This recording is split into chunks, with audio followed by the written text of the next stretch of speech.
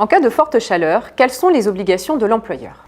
Avec l'arrivée de l'été et des températures élevées qui peuvent l'accompagner, nombreuses sont les questions qui se posent quant aux obligations de l'employeur et aux droits des salariés en la matière. Nous allons tenter en 1 minute d'apporter quelques réponses. Une première question nous vient d'emblée.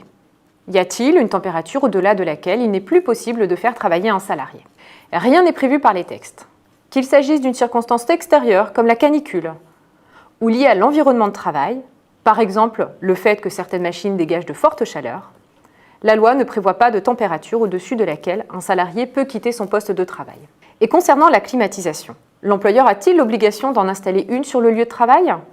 Là aussi, le Code du travail ne prévoit rien de particulier. Il faut donc faire appel à des textes plus généraux pour y voir plus clair quant aux obligations de l'employeur. Celui-ci est tenu d'une obligation générale en matière de santé et de sécurité.